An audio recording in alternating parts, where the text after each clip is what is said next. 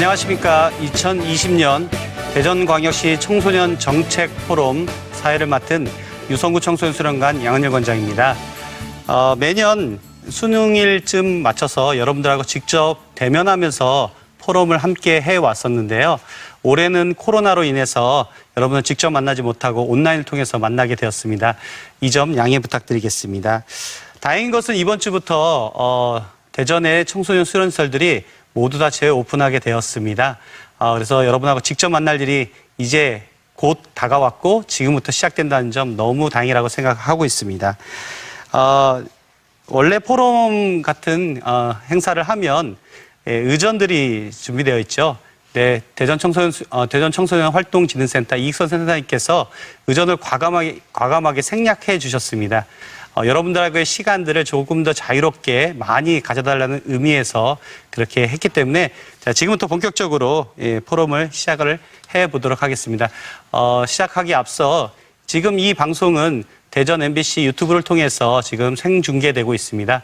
여러분 함께 하고 계시는데 주변에 대전에 있는 청소년 지도사뿐만 아니라 그 많은 청소년들과 관계한 종사자들이 함께 할 수 있도록 알려주시고 참여 부탁드리도록 하겠습니다. 자, 오늘 포럼은 포스트 코로나 시대에 대전 지역 청소년 수련시설의 실제적인 이야기들을 통해서 청소년 활동 현장의 변화와 대응에 대해서 살펴보고 더 나은 대응과 변화를 위한 국가 및 지자체의 역할, 한국청소년활동진흥원 및 시도, 지자체, 진흥센터의 역할과 청소년 수련시설 현장의 적절한 과제를 발굴하고자 마련되었습니다. 자, 이제 본격적으로 포럼을 시작하도록 하겠습니다. 먼저 2018년도부터 지금까지 대전 청소년 정책 포럼을 함께 하고 계시고요. 현재 미래청소년학회 회장님이시면서 한국방송통신대학교 청소년교육과 김진호 교수님께서 포스트 코로나 시대의 청소년 활동의 변화와 대응이라는 주제로 발제를 해 주시도록 하겠습니다. 지금 유튜브로 한 10만 명 보고 계신다고 하는데요. 큰 박수로 모시도록 하겠습니다.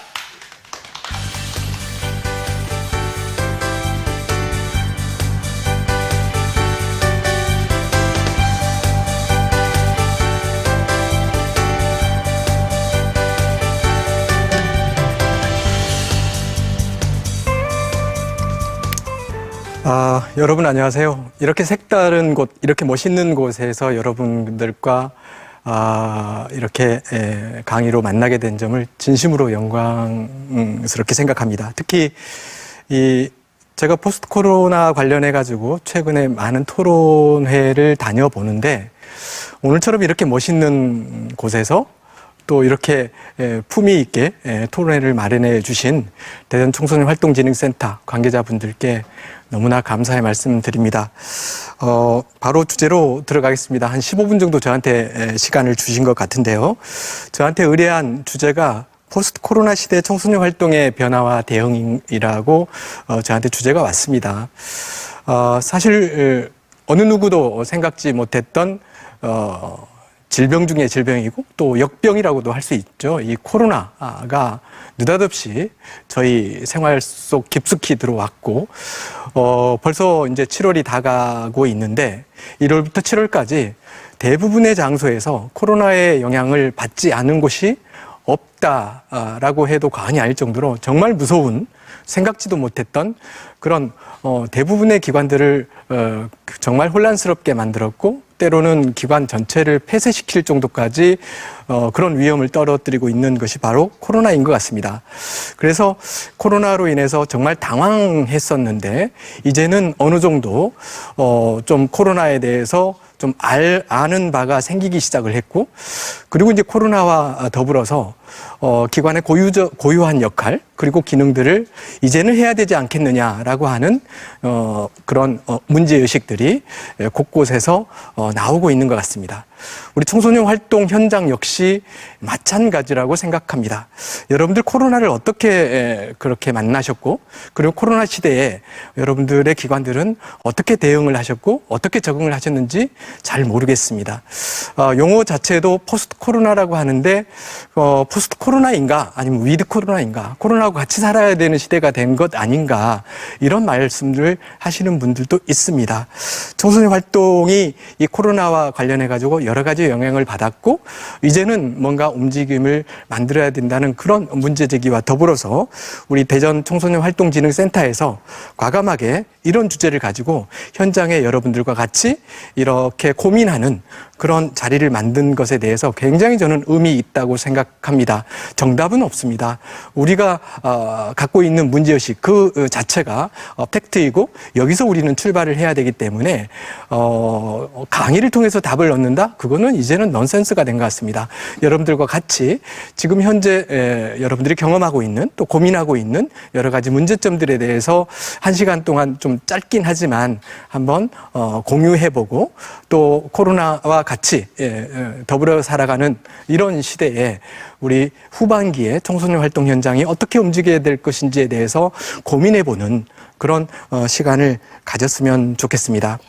자, 제가 이 주제 강의를 맡았을 때 이 토론의 배경들은 한 3가지 정도인 것 같아요. 방금 제가 말씀드린 것처럼 코로나19와 더불어서 우리 청소년 활동 현장이 대전도 마찬가지죠. 대전광역시의 청소년 활동 현장이 이제는 뭔가 변화될 필요가 있지 않겠는가라고 하는 문제의식이 생겨난 것 같습니다. 비대면이라고 하는 용어가 이제는 일상이 됐고 그와 더불어서 뭔가 해보려고 하면 이제는 언택트 또는 온라인 이거와 결합돼서 여러 가지 또 뭔가 움직임들이 있는데 그렇다면 기존의 우리 청소년 활동의 시스템 역시도 좀 변화되어야 되지 않겠는가라고 하는 그런 문제의식이 밑바닥에 깔려 있었던 것 같습니다. 그와 더불어서 코로나가 쉽게 끝날 것 같지 않아요. 다시 팬데믹이 후반기에 온다고 하고 내년에도 또 어떤 상황이 벌어질지 모른다고 하는데 이런 상황과 더불어서 우리 청소년 활동 현장에서 청소년들을 대상으로 해서 어떤 서비스들을 제공해야 될 것인지 기존의 서비스를 그대로 유지할 것인지 아니면 내용상의 변화 또는 방법상의 변화를 만들어내야만 할 것인지 이것도 진지하게 고민이 필요하다. 이 문제제기가 깔려 있었던 것 같습니다. 그리고 무엇보다도 다양한 재난 상황에 대비해서 우리 청소년 수련 시설들이 어떻게 하면 이 상황들을 슬기롭게 또 현명하게 극복하고 그러면서도 우리의 정체성과 우리가 해야 될 일들을 곳곳에서 제대로 된 역할들을 해낼 수 있을 것인가 그것에 대해서 한번 토론해 주십사 이런 문제 제기가 이 토론회의 밑바닥에는 깔려 있다고 저는 생각을 합니다. 그럼 코로나 이후의 시대 전에 간략하게 작년까지 즉 코로나19 이전에 직전까지 우리 청소년계의 이슈가 됐던 것들 아니면 화두가 됐던 것들을 몇 가지만 좀 짚어볼까요? 여러분들 기억나시죠? 작년 12월에 공직선거법이 전면 개정이 되면서 우리 청소년들에게 수건 사업 중에 하나였던 청소년들에게 투표권을 이게 만 18세까지 열리게 됐습니다. 그리고 이 선거법 개정과 동시에 이제 국회의원 선거가 한번 치러졌고요. 그러면서 만 18살 청소년들이 선거에 참여하는 고3짜리 청소년들이 선거에 참여하는 그런 시대가 열렸습니다. 정말 우리의 기대했던 바이고 또 숙제 중에 숙제였고 그러면서 우리 청소년들한테 참정권이 열릴 뿐만 아니라 이제 청소년 문제에 대해서 또 청소년 현장에 대해서 여러 국민들이 관심을 갖게 될 것이다라고 하는 기대치가 우리는 여기에 많이 들어가 있었습니다. 근데 여러분들 어떻게 생각하시나요? 공직선거법이 개정되고 난 이후에 또 청소년들이 투표를 한 이후에 우리 정치권에서 또 국가적으로 청소년 정책에 대한 관심사가 피부에 느낄 정도로 높아졌나요? 그렇진 않죠. 지금 첫 출발 단계라고 생각을 합니다. 어쨌든 간에 작년 12월 멀게만 느껴졌던 것 같은데 실제로는 작년 12월 24일이었습니다. 그리고 또 6차 청소년 기본계획과 더불어서 나왔던 키워드 중에 하나가 4차 산업혁명이었습니다. 청소년들이 지금 현재 살고 있는 시대, 또 앞으로 살아가야 될 시대가 지금 시대하고는 너무 많이 달라진 시대가 됐다. 그리고 이 시대를 살고 있는 청소년들의 특징은 폰을 든 새로운 인류, 포노사피엔스라고 하는 특징을 갖고 있는 새로운 종이 등장했는데 그런 특징들을 고스란히 담고 있는 우리 청소년들이 4차 산업혁명 시대에 적응하고 또 경쟁력 있게 살기 위해서는 어떤 능력들이, 어떤 역량들이 필요한가에 대해서 우리는 고민을 했었습니다. 그리고 청소년 현장에서는 또 활동 프로그램에서는 그런 것들을 담아내야 된다라고 담겼다라고 했는데 실제로 어느 정도나 담겨졌었는지는 모르겠습니다. 어쨌든 선언적일지라도 4차 산업혁명이라고 하는 키워드들이 청소년계에 들어오기 시작을 했고 또 포노사피엔스라고 하는 괴상한 용어가 우리 또 청소년 지도자들의 머릿속에 또 들어오기도 했었죠. 또 청소년 지도사 자격검정 과목들이 굉장히 올드한 과목들이 많기 때문에 좀 걷어내고 새로운 그런 새롭게 요구되는 그런 과목들로 좀 바꾸자 그런 것도 있었고요. 인증제 많이 이제 개정이 필요하다. 어제도 공청회를 했었는데요.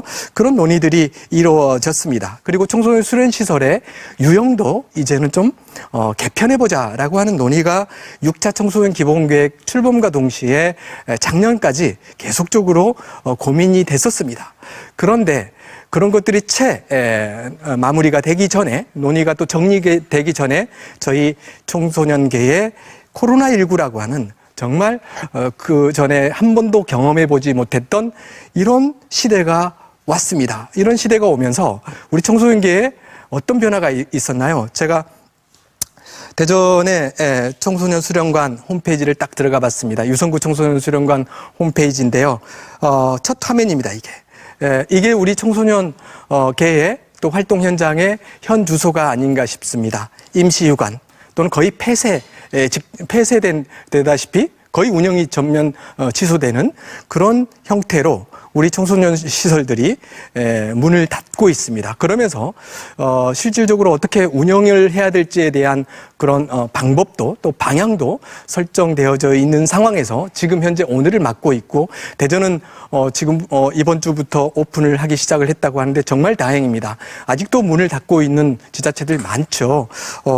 문을 계속 닫고 있는 게 정답인지 아니면 이렇게 위험을 감수하고라도 뭔가 위험을 컨트롤하면서 문을 여는 게 정답인지는 저는 잘 모르겠습니다. 그러나 여러분들도 아마 저하고 똑같은 생각이실 텐데요.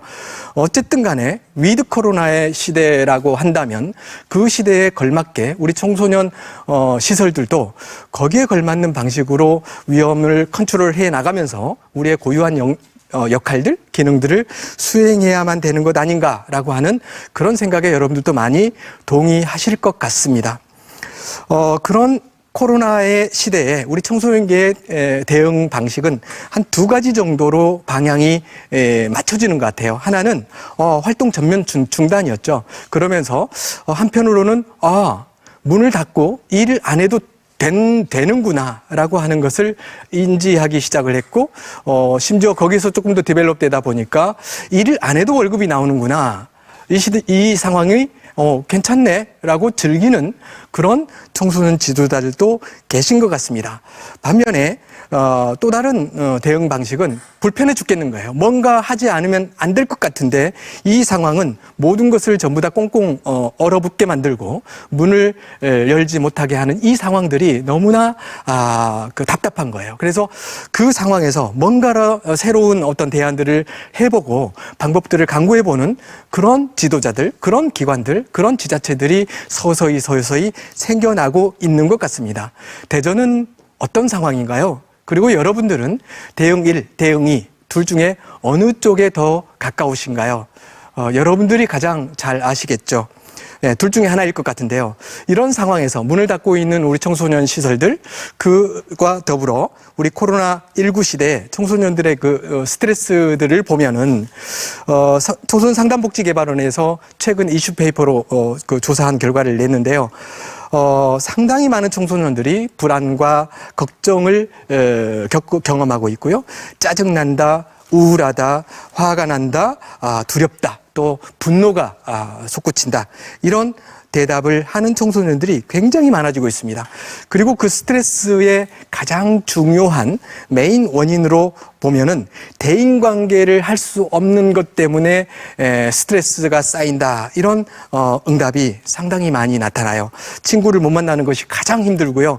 그리고 생활 리듬이 전부 다 깨졌고 외출 자제로 인해서 갑갑이 죽겠다라고 하는 응답이 대다수를 차지하고 있습니다. 그리고 이 코로나가 언제 끝날지 모른다는 그 불안감 때문에 또 학업이나 진로 이런 불투명들 때문에 더더욱 많이 힘들어하고 있고요. 부모님들과 같이 하는 시간이 집에서 있는 시간이 시간이 많다 보니까 부모님과 싸움이 더 많아졌다라고 하는 그런 걸로 인해서 스트레스를 많이 받는다고 합니다. 자, 이런 시대에 우리 청소년 활동은 어떻게 대응을 해야 될까요? 전면적인 어떤 리빌딩, 또 리모델링, 리디파이닝 이런 것들이 조금 필요하다고 생각을 합니다. 기존의 시대하고는 정말 달라진 시대에 우리 청소년 활동은 왜 필요한가? 그리고 어떤 의미를 갖고 어떤 가치가 있는가? 그리고 청소년 활동은 코로나 시대에 어떤 방식으로 진행해야 될 것인가? 그 각각의 물음에 대해서 우리는 답을 찾아야 될 것 같습니다. 그렇지 않으면 정말 혼란 그 자체로 이 후반기에 청소년 시설 또는 활동 현장이 그렇게 혼란스럽게 진행될 것 같고 뭔가 아무것도 실적이 없는 상태에서 그냥 올 1년을 그냥 낭비하는 그런 시대가 되지 않을까 생각이 돼요. 그리고 더 나아가서 코로나 시대에 필요한 그런 청소년 지도자들한테 필요한 새로운 역량들은 뭐고 그런 역량들을 어떻게 하면 더 길러낼 것인가 이거에 대해서 우리가 고민을 해야만 할 것 같습니다. 결국은 일은 사람이 하고 그 사람들을 움직이는 것은 제도적인 어떤 지원 또 투자 그리고 환경을 만들어주는 것이 필요하겠죠. 다른 기관들이 코로나 시대에 어떤 식으로 대응하는지를 우리는 좀 벤치마킹할 필요가 있는 것 같습니다. 그리고 더 나아가서 저는 생존 전략을 찾아야 된다라고 저 키워드를 뽑았는데요. 우리 청소년 시설들이 문을 닫고 있을 때 청소년들이 불편할까요? 불편하지 않을까요? 불편하다면 그리고 빨리 문을 열어주세요라고 하는 요구가 목소리가 크면 클수록 우리는 정말 그동안 일을 잘했다고 저는 생각을 해도 될 것 같습니다. 그런데 우리가 문을 닫고 있을 때 문을 닫고 있는지 몰랐어요. 그리고 불편한 게 별로 없어요 라고 한다면 우리 청소년 시설들이 그동안 해왔던 것들은 정말 잘못된 거 아니었던가 다시 한번 재평가를 해봐야 될 시점이 된 것 같습니다. 만약 청소년들이 청소년 수련 시설이 문을 닫고 있는지도 몰랐고 또 문을 닫았는데도 별로 불편함이 없다면 우리는 이제는 전체적인 리모델링 또는 리빌딩을 해야만 될 것 같습니다. 청소년 활동이 이 시대에 필요하지 않다면 없어져야죠. 그런데 만약 정말 필요하다면 왜 필요한지에 대한 논리를 우리가 만들어내야만 할 것이고 그에 걸맞는 방식으로 청소년 활동을 전개시켜 나가는 방식도 새롭게 찾아내고 그리고 그와 더불어서 청소년들한테 밀도 있는 접촉점을 만들어내지 않는다면 우리는 코로나 시대와 더불어서 정말 생존에 실패한 그런 정책, 생존에 실패한 그런 기관들이 되지 않을까. 이거에 대해서 우리는 고민해야 될 시점이 된 것 같습니다. 상당히 중요한 지점이라고 저는 생각을 하는데요. 그렇다면 청소년 활동에 대한 개념들을 과연 코로나 시대에 걸맞지 않기 때문에 개념을 전부 다 바꿔야 될 것인가. 한번 여러분들 보시면 아시겠지만 청소년 기본법이나 청소년 활동 진흥법을 보면 청소년 활동은 어떻게 개념 정의되어져 있죠? 청소년들의 균형 있는 성장을 위해서 필요한 활동이에요. 자, 여기에 보면 면대면으로 해야 된다, 비대면으로 해야 된다, 언택트, 온택트 이런 용어 하나도 없죠. 예, 그렇습니다. 청소년 수련 활동도 마찬가지입니다. 궁극적인 이 활동이 필요한 목적은 청소년들한테 어떻게 하면 건강한 성장, 균형 있는 성장을 만들어낼 것인가에 대해서 고민을 하고 거기와 목적과 정확하게 일치되는 움직임들을 만들어낸다면 그거는 전부 다 청소년 활동의 영역에 포함되고 수련 활동에도 포함된다라고 얘기할 수 있습니다. 제가 봐서는요, 청소년 활동의 개념 바꿀 필요 없다고 봅니다. 그러면 두 번째로 방식의 문제인가? 따져보면 그동안 코로나 이전 시대에 우리 청소년 활동의 대부분의 전개 방식은 면대면 접촉에 의존을 해왔고 대집단 또는 소집단의 중심으로 그런 활동들을 해왔다고 봅니다. 그리고 우리는 언젠가 모르게 청소년 활동은 청소년 지도자와 직접 면대면으로 만나야만 하고 거기에서 정말 직접적인 체험이 아니라면 청소년 활동은 아니다라고 하는 우리 나름대로의 이상한 신화를 만들어냈고 그리고 그렇게 새롭게 만들어진 이상한 신화 창출의 토대로 해서 우리는 우리 나름대로의 견고한 틀, 즉 면대면 만남으로만 해야 된다라고 하는 우리의 틀거리를 만들어 왔던 건 아닌가. 그런데 코로나19가 그동안의 우리의 생각들을 과감하게 지금 문제 제기를 하고 있다고 저는 봅니다. 청소년 활동 반드시 면대면 접촉만을 해야만 할 것인가? 그 규정에는 전혀 없다면 코로나 시대에 비대면 또는 언택트 이 개념을 수용할 것인가 말 것인가? 수용을 한다면 어떤 방식으로 수용을 해야 될 것인가에 대해서 우리가 또 진지하게 고민을 해야 될 때가 아닌가 저는 그렇게 생각을 합니다. 안전과 관련된 담론을 한번 연결을 시켜보겠습니다. 청소년 활동은요, 결국 그 안에는 굉장히 많은 매력적인 부분들이 많습니다. 그런데 그 매력적인 부분은 새로운 경험, 낯선 경험 이런 것들이 풍부하게 제공했을 때 더 새롭고 더 흥미진진하고 더 도전의 가치가 있다고 보죠. 그게 매력적이에요. 그런데 그 낯선 곳은 익숙치 않은 곳이기 때문에 위험한 영역들, 위험 요소를 항상 내포하고 있습니다. 그와 더불어서 우리 청소년 활동의 안전과 관련된 담론이 상당히 치밀하게 밀도 있게 또 제도화까지 될 정도로 안전에 대한 담론들이 상당히 강하게 일어났었죠. 자, 안전과 위험. 우리 청소년 활동에는 이 두 가지 요소를 항상 가지고 있다고 봅니다. 그동안 청소년 활동과 관련해서 안전 담론은요, 위험 요인을 최소화시키면서 어떻게 하면 청소년 활동의 매력적인 부분들을 돋보이게 할 것인가, 여기에 초점을 우리는 맞춰 왔었습니다.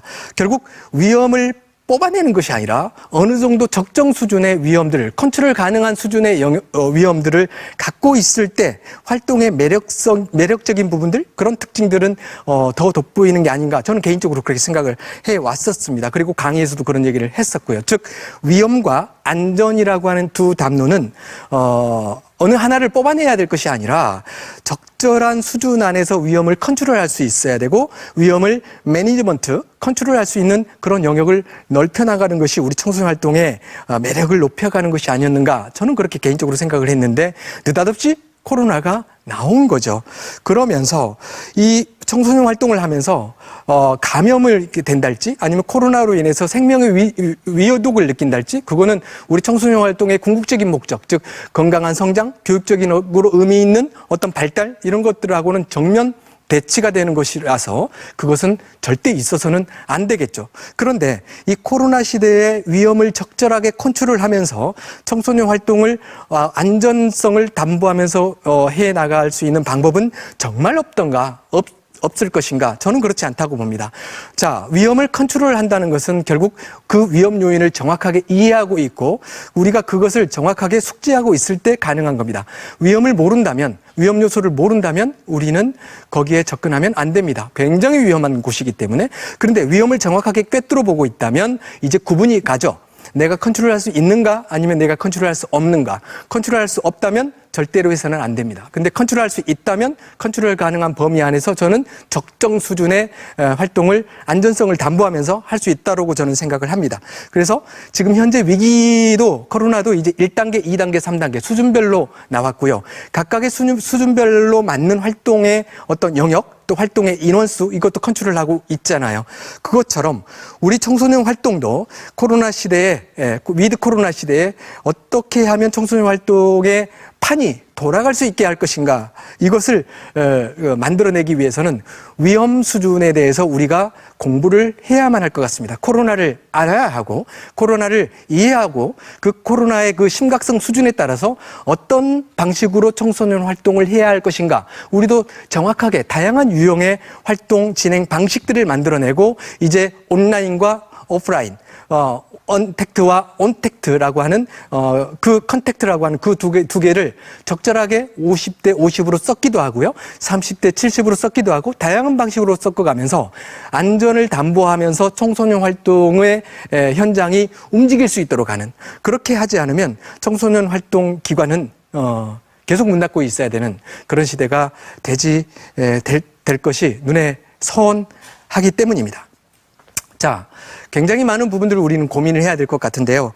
정리를 해보면 청소년 활동, 굉장히 청소년들의 긍정적인 성장에 의미 있는 역할을 한다고 생각을 했었습니다. 그런데 이 시대에 청소년 활동이 살아남기 위해서는 이제 킬러 컨텐츠가 반드시 있어야 된다. 킬러 컨텐츠라고 하는 것은 청소년들의 마음 코드를 정확하게 읽어내고 그리고 청소년들의 마음을 얻어내는 그런 컨텐츠가 킬러 컨텐츠라고 얘기할 수가 있겠는데 우리 청소년 활동 시설에서 생존 전략으로 채택하고자 하는 그 퀄리티 부분을 코로나 시대하고 연결시켜 보면 코로나19의 그 방역 수칙을 준수해 나가면서 그리고 코로나19의 전염 가능성을 우리 지도자들이 컨트롤할 수 있는 역량을 먼저 갖고 있는 상황에서 정말 청소년들의 그 현재의 마음을 정확하게 읽어내고 그들이 필요로 하는 여러 가지 교육적으로 의미 있는 경험들, 체험들, 활동들을 만들어내지 않는다면 코로나 시대에 청소년 활동 시설의 생존은 상당히 위협받지 않을까 생각을 해보게 됩니다. 이제는 청소년들의 감정에 대해서 또 경험에 대해서 집중적으로 고민할 시대가 됐다고 생각하고요. 청소년들의 심장을 다시 뛰게 하고 청소년 기관들이 문 닫고 있고 청소년 지도자 선생님들과 만나지 않는 부분들이 상당히 지금 불편해요. 선생님들을 만나고 싶어요. 기관을 빨리 문 열었으면 좋겠어요. 라고 하는 그런 목소리들이 나올 수 있도록 하지 않는다면 우리 청소년 기관인 코로나19 시대에 성패를 점쳐봤을 때 부정적인 답들이 더 많이 나오지 않을까 저는 그렇게 생각을 합니다.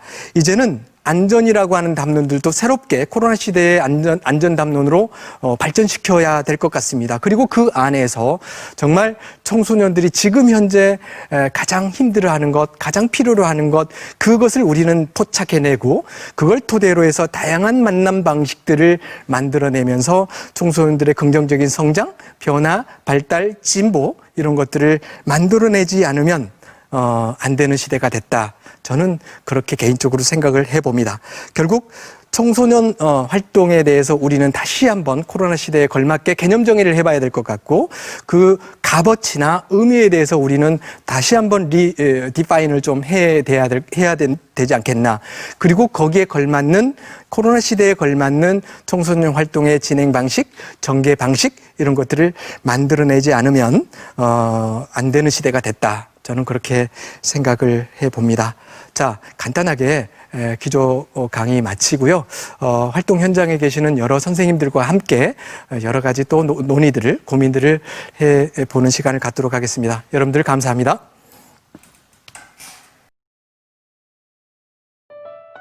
얘들아, 뭐하고 놀고 있니? 얘들아, 어디서 놀고 있니?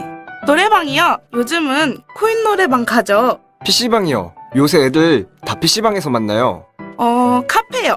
친구들이랑 수다 떨다 보면 시간 금방 가요. 청소년들이 건전하고 재미있게 즐길 수 있는 곳 어디 없을까요? 청소년들이 다양한 사람들을 만나고 꿈꾸며 도전하고 건강하게 성장하는 곳 바로 청소년 시설입니다. 이 캠페인은 대전광역시 청소년활동진흥센터와 함께합니다.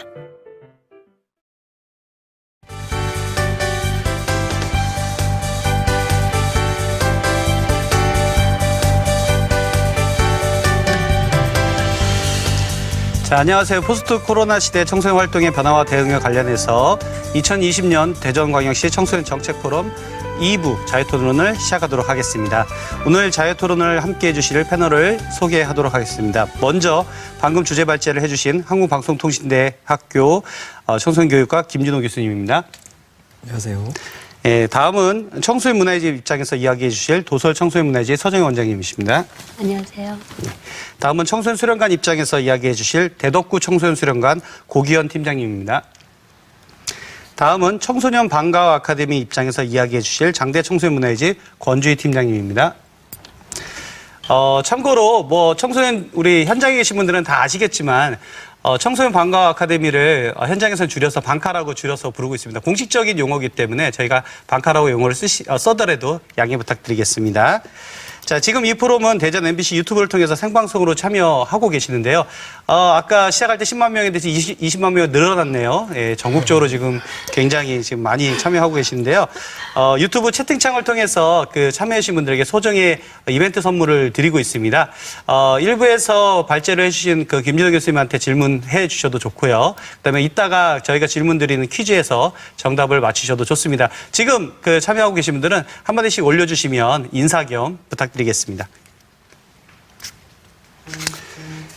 자, 자유토론의 원활한 진행을 위해서 사전에 저희가 대전 청소년 및 그 청소년 지도자들에게 포스트 코로나 시대 청소년 활동에 대한 앙케이트 조사를 실시했습니다. 그래서 그 조사한 내용을 바탕으로 먼저 그 토론을 좀 진행해 볼까 합니다. 제일 먼저는 청소년들에게 질문을 했는데요. 준비가 네, 화려합니다. 그렇죠? 예. 코로나19로 인해서 가장 많이 들었던 생각이 있다면 무엇일까요? 라고 하는 질문을 드렸는데요. 1위부터 지금 4위까지가 있습니다. 먼저 제가 4위를 한번 뜯어보도록 하겠습니다. 원장님 좀 도와주시겠어요? 네. 네. 4위는 학교에 가고 싶다. 6.9%. 쉽게 얘기하면 코로나 지겹다. 이제 학교도 좀 가고 싶다. 하지만 그래도 좀 낮은 편이고요. 3위 한번 볼까요? 자, 어떻게 보면 이게 핵심일 수도 있을 것 같네요. 소정의 선물을 보내드릴 겁니다. 자, 채팅창에 올려주시고요. 자, 우리 서정희 원장님, 1, 2가 지금 남았는데요. 상반기에 이렇게 밖에 나가지 못했던 우리 청소년들에게 직접 만나지 못하셨잖아요. 네네. 그러면 이제 다른 방법으로 아까 교수님이 얘기하셨던 온택트, 언택트 어떤 방법을 써서 하셨을 텐데 상반기에 어떤 거 하셨는지 한번 좀 여쭤봐도 될까요? 저희 청소년 문화집뿐만이 아니라 대전 시내는 청소년 문화집이 거의 이제 비대면으로 프로그램을 진행을 했습니다. 그 중에 하나 저희가 이제 특이한 프로그램 중에 하나를 이제 발표할 건데, 5월에 가정의 달 때 저희가 아이들한테 가족과 함께하는 프로그램을 진행을 했는데 사랑 케이크 만들기 프로그램을 진행했어요. 그래서 그 프로그램을 만날 수가 없으니까 일단 키트를 가족 선착순 20가족을 선별을 해서 이제 키트를 나누어 주고 그리고 우리가 이제 만드는 과정을 영상으로 제작을 해서 페이스북에 올려서 그 영상을 보면서 가족끼리 프로그램을 이제 진행을 했는데 의외로 저희가 코로나 터지고 나서 바로는 저희도 이제 우왕좌왕 하느라고 진행을 못 하다가 이제 4월부터 프로그램을 진행을 했는데 굉장히 인기가 있고 다음 그 시리즈 프로그램을 계속 기다리는 그렇게 인기가 좋았던 것 같아요. 예, 어쨌든 간에 온택트 중심으로 해서 진행을 하신 거죠. 네네. 자, 그러면은 우리 청소년 문화의 집에서는 그런, 다양한 것들을 해왔는데, 그래도 그 중에서 기억에 남는 거 하나만 좀 꼽아달라면, 꼭 도서를 아니어도 우리 대전에 있는 청소년 문화의 집 상황들을 좀 보고 오신 거잖아요.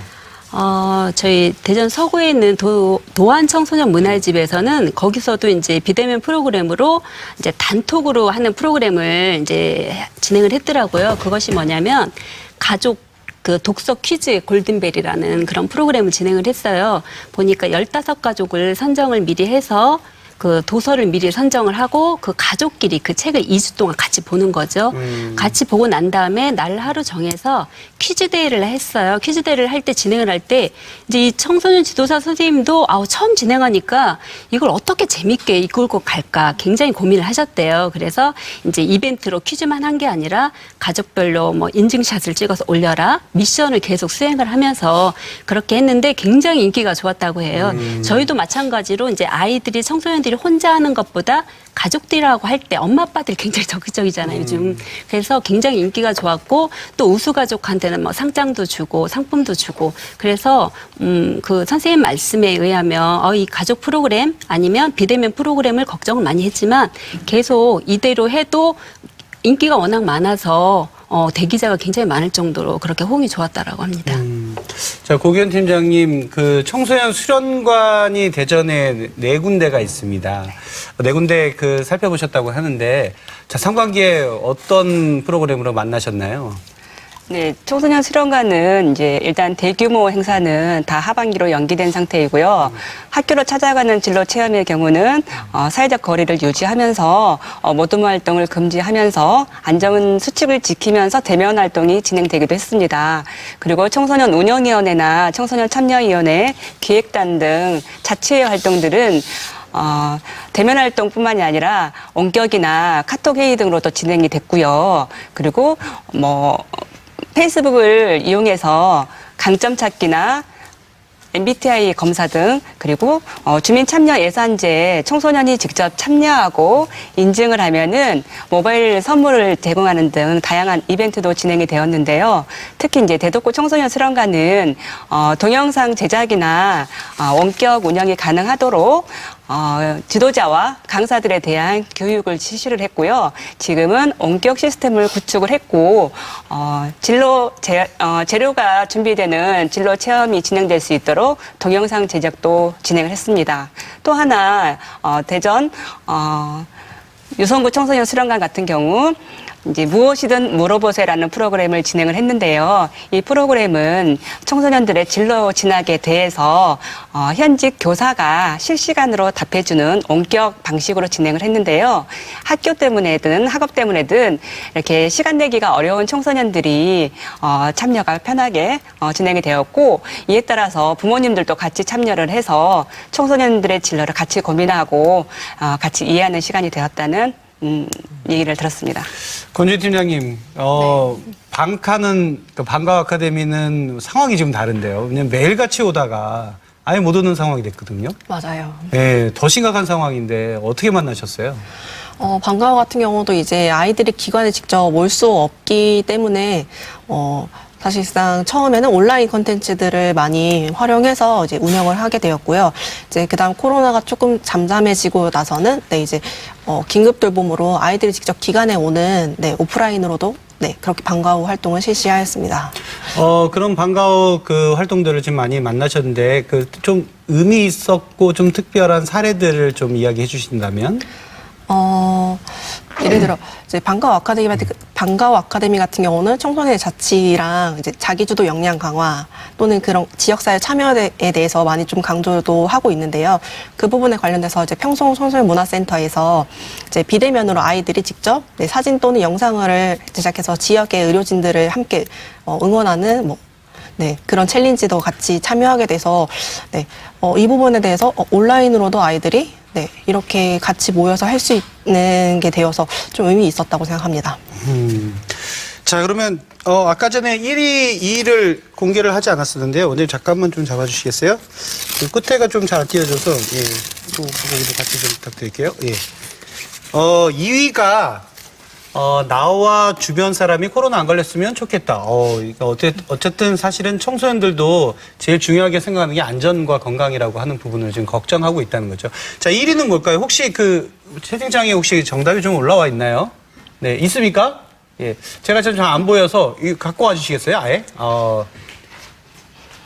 네, 우리 지능센터의 또 꽃미남이 등장하셨네요. 자, 1위, 성미리. 네, 성미리. 자, 선물은 끝나고 나서 우리 지능센터로 연락을 주시면 바로 보내드리도록 하겠습니다. 자, 1위 그리고 한번 확인해 보도록 하겠습니다. 1위가 뭔지 정답을 맞춰주신 건데요. 꼼꼼하게 잘 보시셨네요. 자, 1위는 친구들 만나서 놀고 싶다. 너무 당연한 거겠죠? 자, 그렇다면 이렇게 친구들을 만나서 놀고 싶은 청소년들에게 우리는 사실은 만나지 못하는 상황이 지금 된 거거든요.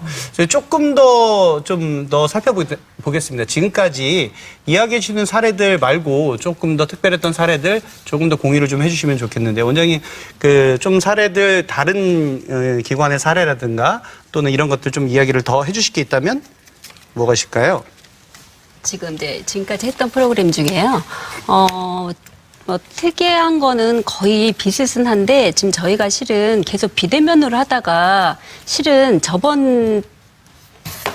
그러니까 7월 초죠. 그때 저희가 이제 회의를 이대로는 안 되겠다. 아이들이 회의를 할 때 화상으로 하는 거는 한계가 있다는 거죠. 아무리 얼굴을 본다고 해도 아이들이 적극적으로 참여를 하질 않아요. 그래서 임원은 미리 선출이 돼 있었어요. 그래서 임원만 화상회를 직접 우리가 와서 기관에 와서 진행을 해보면 어떻겠냐 제안을 했죠. 그래서 일단 이제 코로나가 심하기 때문에 일단 3명만 기관에 오게 해서 정말 청소년들이 프로그램을 회의를 직접 진행을 하고 저희 지도자는 이제 개입하지 않고 직접 하니까 훨씬 아이들이 그 완전히 뭐 비대면에서 약간의 이제 대면이 들어온 거죠. 그러다 보니까 아이들이 벌써 활기가 차고 또 한 친구는 이제 저희 기관이 또 17년이 됐어요. 그러다 보니까 뭐 아무리 쾌적하게 청소를 한다고 해도 좀 그 오래된 그 건물의 냄새가 있죠. 아이가 그러는 거, 이 냄새가 너무 그리웠다는 거예요. 그 쾌쾌한 냄새가. 그래서 그게 농담처럼 웃긴 했지만 아이들이 그 문에 딱 들어와서 그 느낌이 그 자기가 왔던 데를 굉장히 몇 달 만에 온 거에 대한 그 감동을 받더라고요. 그래서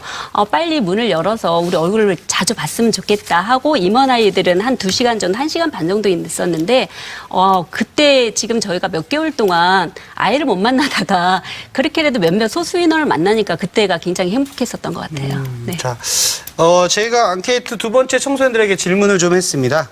예, 살펴볼까요? 코로나로 인해서 가장 크게 바뀐 나의 모습은 어떤가라고 하는 질문을 좀 해봤습니다. 그러니까 실제적으로 밖에도 못 나가고 집에만 있고, 자, 어떤 변화가 있었을까요? 3위와 4위를 공개할 건데요. 3위와 4위가 좀 비슷한 맥락인 것 같아요. 자, 제가 3위부터 먼저 뜯어보겠습니다. 예. 건강 및 위생에 대한 관심의 변화. 너무 당연한 이야기인 것 같죠? 요게 참 저는 의미가 좀 있었다고 좀 보는데요.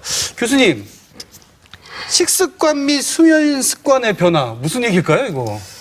이게 아까 제 강의에서도 나왔듯이 상담복지개발원에서도 코로나19로 인해서 많은 변화가 있었는데 그 중에 하나가 생활 패턴의 변화거든요. 그러니까 일상, 이 24시간에 패턴화된 나름대로의 일상들이 이제 깨지다 보니 학교를 간헐적으로 가거나 아예 안 가거나 그러면서 이제 패턴들이 달라지기 시작을 하는 거죠. 수면 시간이 일정한 시간에 수면도 안 되고 또 식사도 상당히 조금 그 간헐적으로 가게 되고 더더군다나 이제 뭐 방과후 아카데미 이제 뭐 긴급 돌봄도 하셨지만 맞벌이 부부 같은 경우는 이제 전부 다 출근을 하시는데 부모님들이 그러면 가정에 혼자 남아 있는 청소년들의 식사가 상당히 위험한 수준까지 갔던 것 같아요.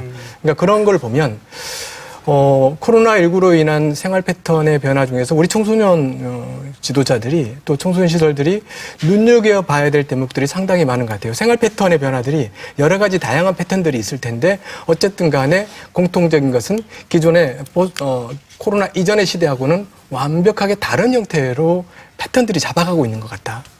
그런 생각이 듭니다. 자, 그러면은 바로 이어서 보도록 하겠습니다. 자, 1, 2위 지금 정답 올려주고 계신가요? 예. 혹시 아직 안 올라왔나요? 네, 아직 안 올랐답니다. 정답이 아직 안 올랐답니다. 자, 빨리 올려주시고요. 자, 2위부터 공개를 하도록 하겠습니다. 1위를 맞춰주십시오. 밀폐된 장소에 대한 조심성의 증가. 뭐 이거 너무 코로나 시대에 당연한 부분인 것 같아요. 자, 1위 뭘까요? 권지 팀장님, 혹시 1위 뭘까요? 1위는 사실 저는 맞출 수 있을 것 같습니다. 제가 사실 정답을 알고 있지만 사실은 예상이 되는 질문이에요. 맞습니다. 예. 혹시 정답을 맞추신다면?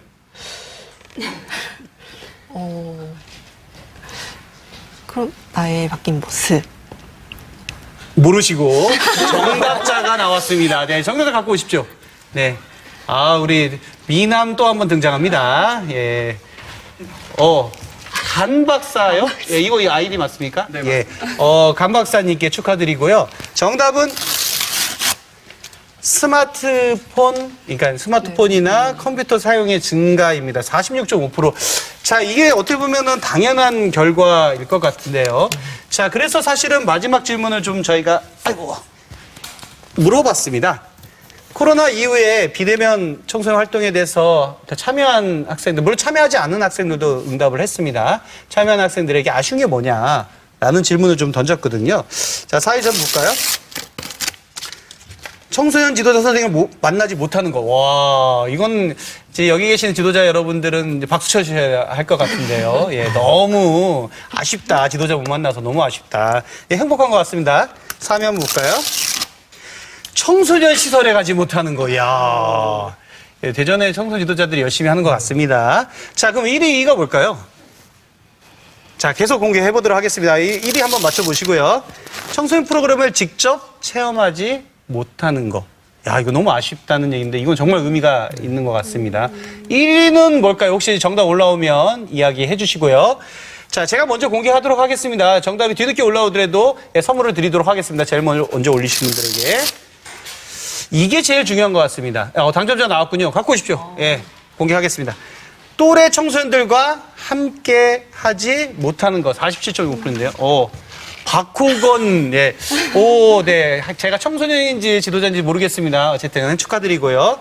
자, 또래 청소년과 함께 하지 못하는 것 46.7% 가장 많은 인원이 나왔습니다. 이제 그 얘기는 집에 있다 보니까 학교도 못 가고 시설도 못 가고 선생님들도 못 만나고 고무적인 건 참 이해가 여러분들과 함께 프로그램에 참여하지 못한다는 게 아쉽다는 게 가장 의미가 좀 있는 것 같습니다. 자, 그렇다면 이제부터 본격적으로 우리 패널들에게 질문을 좀 제가 드리고 함께 이야기를 좀 해봐야 될 것 같은데요. 원장님, 그렇다면 하반기 그리고 이제 내년에 도대체 이 코로나 시대에 어떻게 프로그램을 접근하실 거고 하실 건지 굉장히 궁금합니다.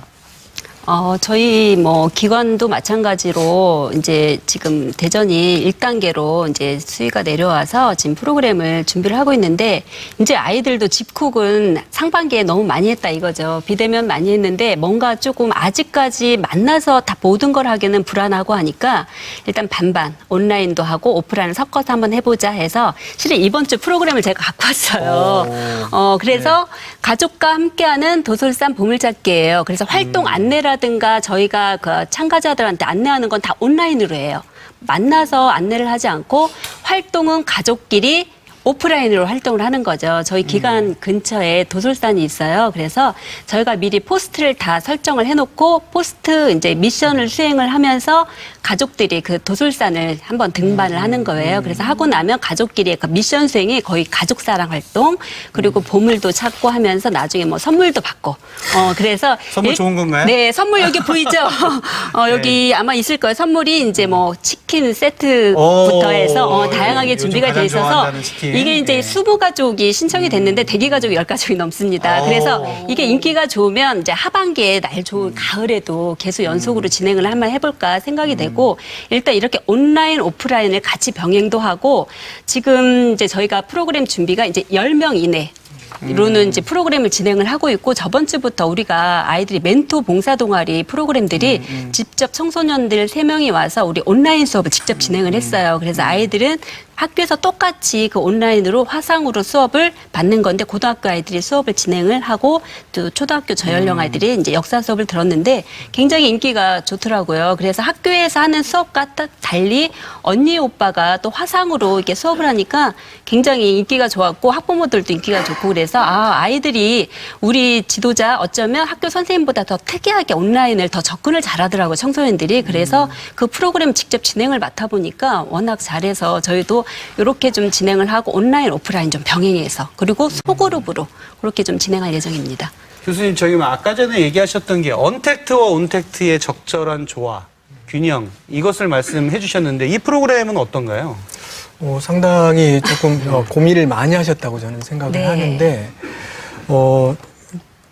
지금 현재로서는 굉장히 지금 적절하고 적합한 그런 방식으로 만드셨다고 저는 생각을 합니다.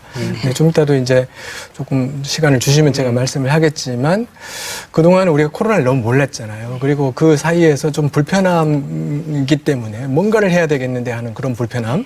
그래서 이런 식으로 만들었다면 이제는 조금 더 체계적으로 좀 접근했으면 좋겠다. 그리고 완벽하게 대척점으로서 그러니까 온라인과 오프라인을 이거 아니면 저거, 뭐 아니면 더, 이게 아니라 적절한 방식으로 섞는다는 것은 그거죠. 정말 그 수준에 따라서 굉장히 융통성 있게 접근하는 그런 전개하는 방식들을 좀 만들었으면 좋겠습니다. 예를 들면 우리 청소년 활동의 가장 큰 강점 중에 강점은 플렉서빌리티거든요.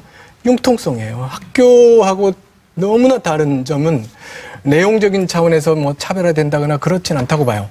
결국 가장 차별화된 지점은 학교보다는 굉장히 융통성 있게 내용들을 만들어내고 전개 방식도 만들어낼 수 있다는 점인데 그런 것들을 우리가 많이 발전시키지 못했다는 것이 좀 아쉽습니다. 도솔 같은 경우 지금 현재 그 뒤에 뭐 산이나 이런 것들을 최대로 이용하시면서 그 다음에 코로나 위기 수준을 적절하게 컨트롤할 수 있는 방법이 뭘까 고민하다가 만들어진 프로그램이 바로 그것일 것 같은데 저는 그런 것들을 만들어내다 보면 그리고 하다 보면 이제 우리 지도자 선생님들이 감이 생기잖아요. 그리고 어떻게 하면 정말 이 수준 안전을 유지하면서도 이 더 재밌게 할 수 있을 것인가 그 창의적인 뭔가 방법들이 저는 하반기에 많이 나올 거라고 생각합니다. 기대하겠습니다. 자, 그러면 수련관은 어떤가요? 이제 하반기에 이런 플렉서블하고 그렇죠. 언택트하고 이거 되게 어렵네요. 수련관 이거 하반기에 내년에 어떻게 고민하고 계시나요? 네, 먼저 2개 수련관에서 운영되는 프로그램을 이제 간단한 예시로 보여드리겠습니다. 먼저 청소년 위켄센터에서는 홈캉스 즐기기라는 프로그램을 준비하고 있는데요.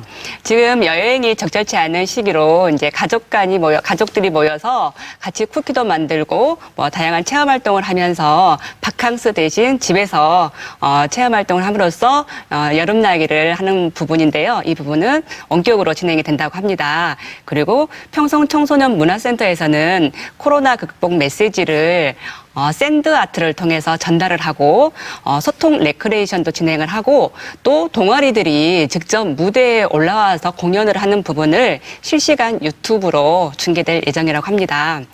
앞으로 이제 비대면과 대면 프로그램이 또 다른 방식으로 각각 공존하게 될 걸로 보이는데요. 소규모 동아리 활동이나 가족 단위의 뭐 오리엔티어링, 영상제 또는 이와 같은 온라인이나 오프라인이 동시에 계속해서 진행되고 개발하고 있습니다. 자, 근데 사실은 이 방과후 아카데미는 이게 오픈을 이제 했잖아요. 그럼 이제 직접 오시는 거죠. 제가 알기로 장대도 어제부터 아이들 왔나요? 네, 장대도 네. 어제부터 아이들이 오고 있습니다. 네, 오픈하자마자 아이들 온 건데 네. 사실은 장대는 사실 더 어려운 보건소 건물에 있어서 더 어려운 지금 상황이긴 맞습니다. 한데 그렇다 하더라도 온라인 오프라인은 지금 병행해서 하실 거를 더 지금 고민하셔야 되는 시점이잖아요. 네네. 예, 어떤 거 준비하고 계시나요?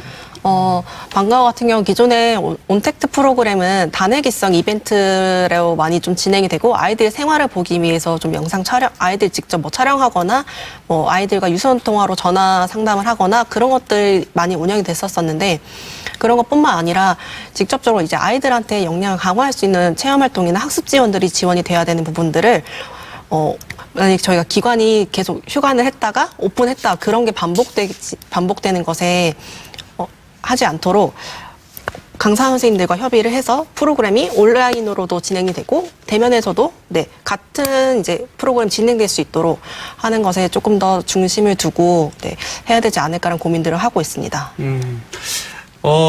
이제 조금 더 구체적인 사례들이 더 좀 여쭤보고 싶은데요. 제가 하기 전에 아까 전에 원장님 인원에 대한 고민을 좀 하고 계신다고 했어요. 그러니까 예, 인원을 이제 아까는 10가족 더 줄여서 평상시라면 10가족이 아니었을 것 같아요. 몇 가족이나 보통? 20가족. 20 그리고 가족? 아이들도 프로그램을 네. 하면 저희가 대단히도 좀 많이 했고 기본 최하 20명이 안 되면 폐강도 할 정도로 일단은 20명이 최하 기준이었던 것 같아요. 그렇다면 그 기준이 20명이었다. 그러니까 10가족 이상, 20가족, 20명, 30명 이렇게 했다. 물론 수련원에서 보면 소규모 인원으로 하면 최소 40~50명 단위지만 이제 보통 수련관이나 문화의 집에서 보면 보통 한 20~30명 정도가 일반적이잖아요. 근데 이제 코로나 이후에 이 시대에서는 이 인원이 맞냐라고 하는 의구심이 지금 또 든다는 거거든요. 네, 맞아요. 저희도 지금 내부적으로는 일단은 10명 이내로만 프로그램을 진행을 하자라고 정리가 됐고 동아리 아이들 특히 댄스에 관련된 동아리 애들은 5명으로 일단 규정을 했어요. 나름 이게 어디서 내려온 지침이 아니라 저희 이제 직원들하고 협의하에 그렇게 이제 했는데 이제 저희가 이 인원수에 또 이렇게 조바심이 나는 이유가 저희가 2년에 한 번씩 여성가족부 평가를 잖아요. 그때 보면 항상 모든 게 양적으로 평가를 많이 해요. 그렇죠. 수용 인원이 몇 명인데 지도사가 몇 명이고 아이들 참여는 몇 명이고. 근데 그런 걸 하다 보니까 일단 인원수를 좀 많이 해야 된다는 조바심이 우리 지도자들이 있기 때문에 지금까지 그렇게 했지만 지금 제 그 청소년 정책 그 6차하고는 좀 이게 안 맞는 것 같아요. 요즘 그렇죠. 추세가 소그룹으로 하게끔 돼 있는데 벌써 청소년 운영위원이라든가 뭐 참여인에는 30명까지 지금 그렇게 모집을 해서 운영을 하라라고 이제 지침이 내려왔는데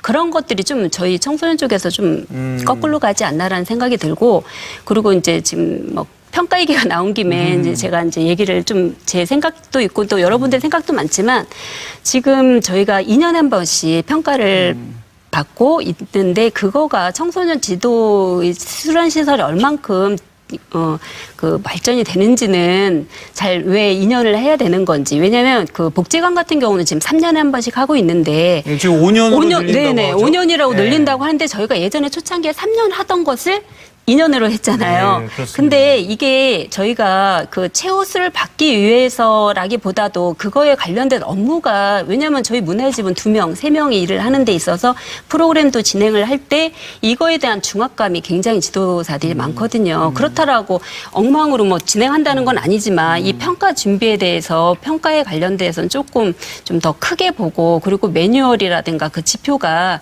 지금 시대하고는 너무 맞지 않나. 그리고 지금 코로나로 인해서 올해 같은 경우는 프로그램이라든가 시설 이용도 없고 하는데 내년 평가는 어떻게 할 건지 예전 지표만 갖고 계속 이게 평가를 받는 거는 지금 현재하고는 좀 맞지 않을까. 그래서 전반적으로 좀 고민 좀 해봐야 되지 않을까 그런 생각이 듭니다. 지금 청소년 운영위원회가 몇 명이시죠? 저희 19명이에요. 19명. 네네. 그러니까 20명까지 가능하다고 그래서. 지금 법에 15명에서 20명 뭐 이렇게 네네. 보통 네네. 구성하니까 네, 네. 대덕은 어떤가요? 뭐 청운이가 보통 한 15명 넘죠? 네, 일반적으로? 대덕은 15명 이하입니다.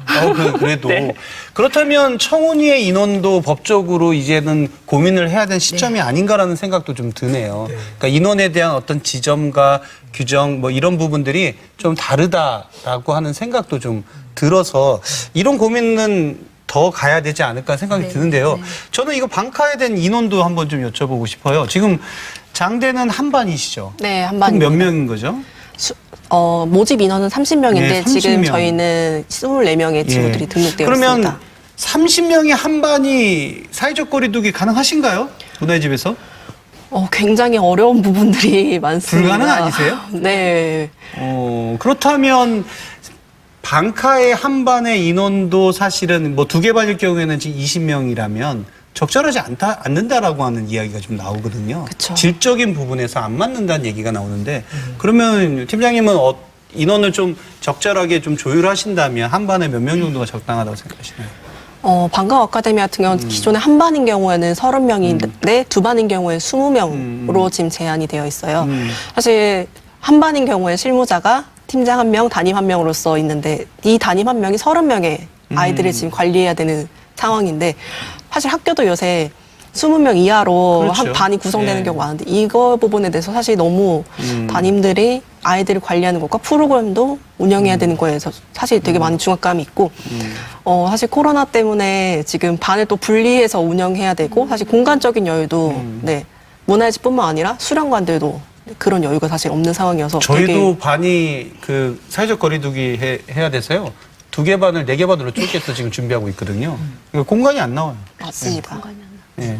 자, 그렇다면 실질적으로 지금 준비하시는 그 이제 방과후 아카데미 또는 뭐 문화의 집에서 같이 준비하시는 그 사례 중에 이런 부분들을 좀 극복할 수 있는 것들이 또 있을까요?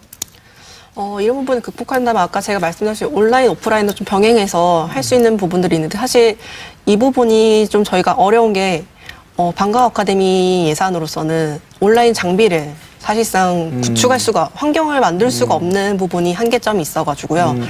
네, 그런 부분이 사실 조금, 네, 어떤 아이들은 1분 오고 1분 오지 않더라도, 네, 그거에 대해서 할 수 있는 환경 자체가. 그런 네. 환경을 준비하기 위한 그 지금 대비책이 있으신가요? 사실 저희 기관 같은 경우는 지금, 네, 하반기 이제 예산으로 이제 공간 하나를 사용. 어떤 공간이죠? 밴드 연습실이라고 있는데 저희 청소년들이 사실상 저희 기관에서 이용이 가장 적은 이용 공간이에요. 그 공간을 이제 오픈 스튜디오처럼 이렇게 1인 방송이 가능한 네, 그런 형태로 해서 방과 아카데미 프로그램뿐만 아니라 문화의 집의 프로그램들도 네, 만드는 것들을 조금 지금 작업을 하고 있습니다. 자, 지금 인원에 대한 이야기를 좀 들어봤는데요. 교수님, 인원 이거 어떻게 될까요? 이거 법적으로도 청원이도 좀 맞지 않는 것 같고 방카도 맞지 않는 것 같은데. 그렇죠. 지금 맞는 부분이 거의 없다고 봅니다. 저희 학교를 사례로 들더라도 실질적으로 이 코로나 그 방역 수칙을 준수하면서 출석 수업을 또 면대면 강의를 하기 위해서는 공간이 절대적으로 확장되지 않으면 안 되는 상황이거든요. 옛날에는 강의실 하나에 한 50명 정도 들어갔다면 이제는 똑같은 강의실에 20명 내지 15명 정도밖에 못 들어가요. 2m씩 거리를 띄우다 보면 그렇게 될 수밖에 없거든요. 결국은 이제 복도로 나가고 전부 다 이제 운동장으로 나갈 수밖에 없는 거죠. 이런 상황입니다. 지금 현재 모든 시스템들은 코로나 이전 시대에 맞게끔 설계되어져 있고 법이나 제도도 전부 다 그렇게 됐기 때문에 근데 지금 이 상황은 정말 총체적인 위기고 방카와 더불어서 우리 모두가 다 똑같은 공간의 한계라고 하는 또 예산의 한계, 장비의 한계를 전부 다 갖고 있는데 이런 비상 상황에서 정말 어느 누구도 이 정답이 없어 하는 이런 상황에서 뭔가 해결책은 현장에서 만들어라라고 하면서 실질적으로 가이드라인 위에서 해줘야 될, 뚫어줘야 될, 또 방향을 잡아줘야 될, 물길을 뚫어줘야 될 사람들은 물길을 뚫어주지 않고 있다면 저는 이것도 문제라고 생각을 합니다. 그래서 과감하게 기존의 제도적인 틀거리 때문에 현장이 움직이지 못하고 있거나 아니면 애매모호한 부분이 있다면 이건 행정적으로 빨리 풀어주거나 아니면 규정으로 좀 풀어줄 필요가 있다고 봅니다. 여기 뭐 우리 여가부 사무관님들이나 뭐 보고 계실지 모르겠지만 보고 계십니다. 지금 장관님 보고 계시는 거죠? 예. 지금 현재 현장의 목소리는 정말 지금 이건 절실하다고 저는 생각을 하고요.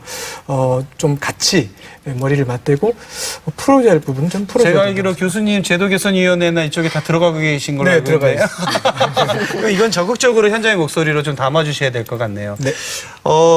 고경 팀장님 이제 앞으로 이렇게 그 방향성들은 얘기를 좀 해주셨지만 그래도 우리가 정책 제안으로 이야기해야 될 것들이 있을 것 같아요. 그래서 이런 이야기들을 좀 마지막으로 좀 해주신다면 어떤 것들이 좀 있을까요? 네, 저는 청소년 제6차 청소년 정책 기본 계획에 보면은 청소년 수련관과 청소년 문화의 집이 다양한 서비스로 청소년 활동에 허브 역할을 하자고 되어 있잖아요.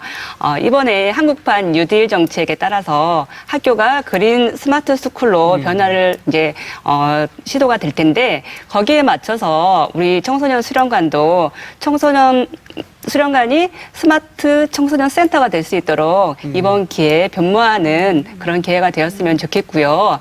아울러서 이제 지금 우선 급한 것은 스튜디오 구축과 디지털화가 가장 빠르게 적용이 돼야 할 것 같아요.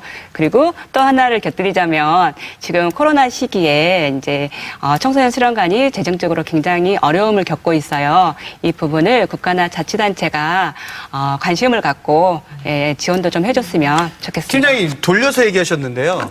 수련관에 뭐가 부족한 거죠? 돈이 다 지원되고 있지 않나요? 네, 저희 수련관은 일부 구에서 지원이 되고 있고요. 수영장을 이용을 해서 이제 수익 사업을 하는 이제 상황이에요. 근데 지금 수영장이 전면 금지가 되어 있잖아요. 그런 상황에서 직원들은 유급휴직을 하고 있고, 예.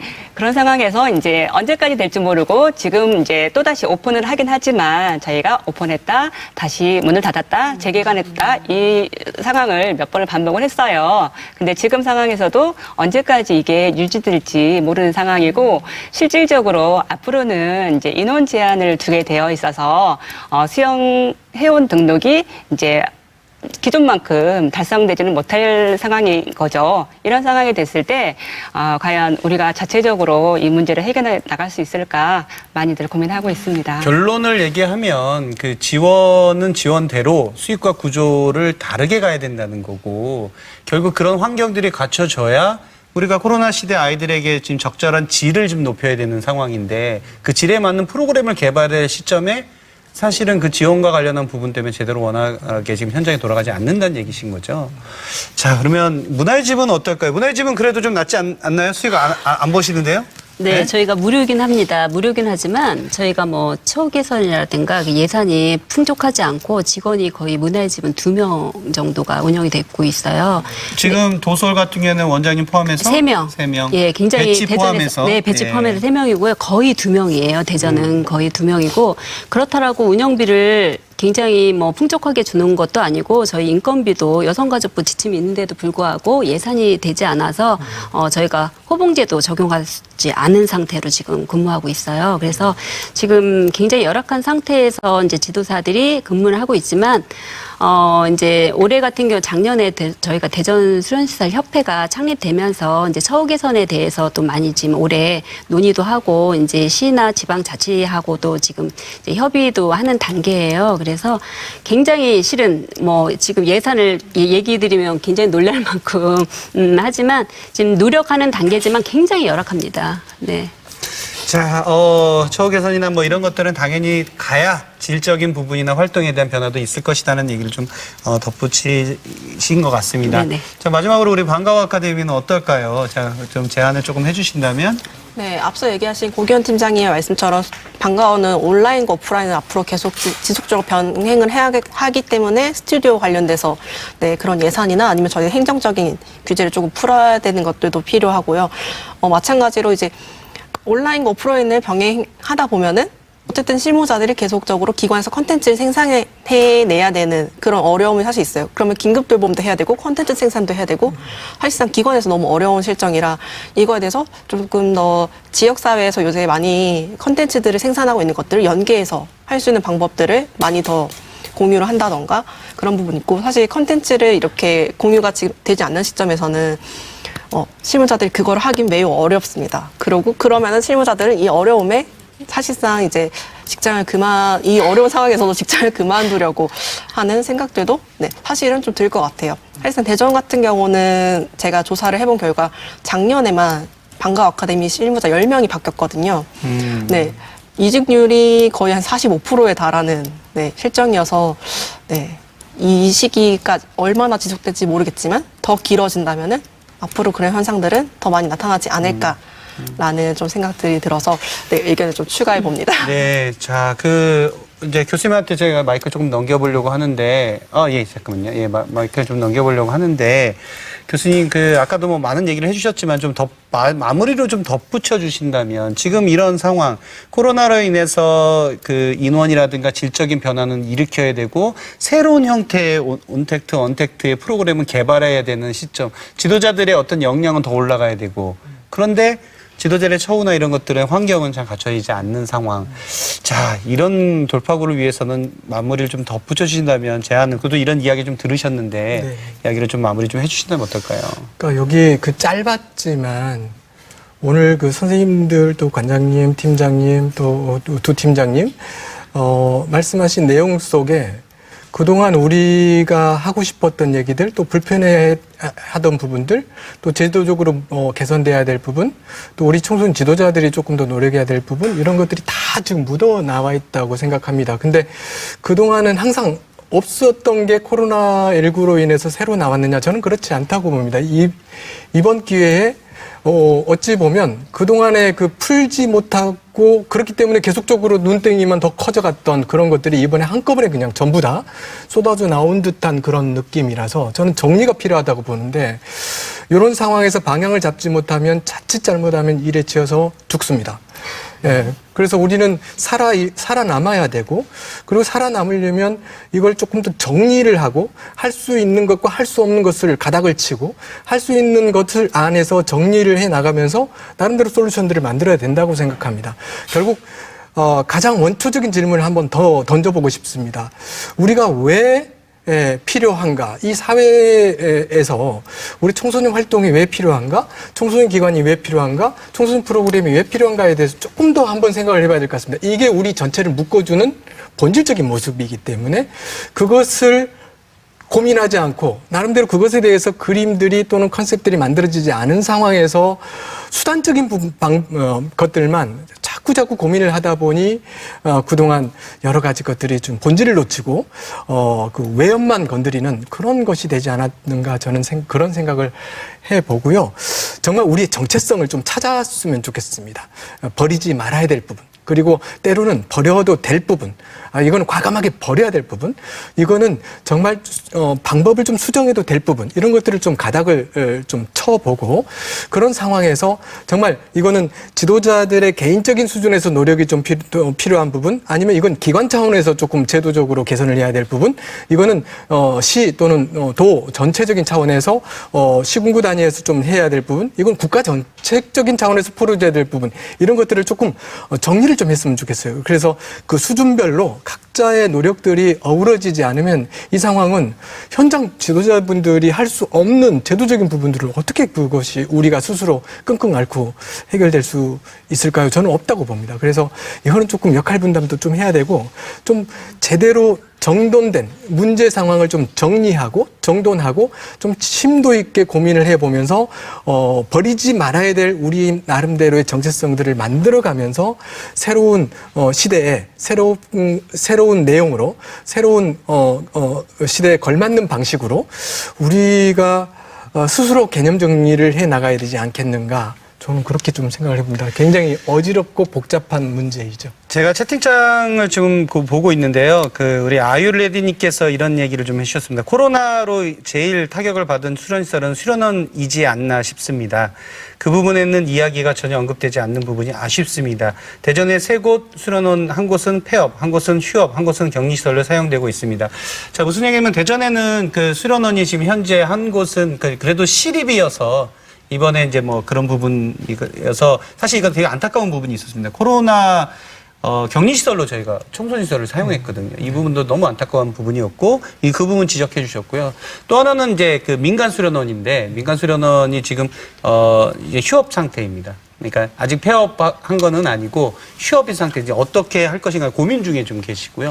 한 곳은 유소스텔인데 지금 중지 상태에 있습니다. 거기에서 종사자들에 대한 이야기, 이런 부분에 대한 이야기를 해주셨고요. 맞습니다. 저희가 이런 고민에 대한 것이 함께 다 논의돼야 될 부분이라고 생각하고요. 자,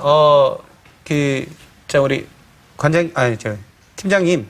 자, 이제 마지막 시간입니다. 시간이 이제 종료해야 될 시점, 이제 3분 남았는데요. 짧게 한 말씀 해주신다면?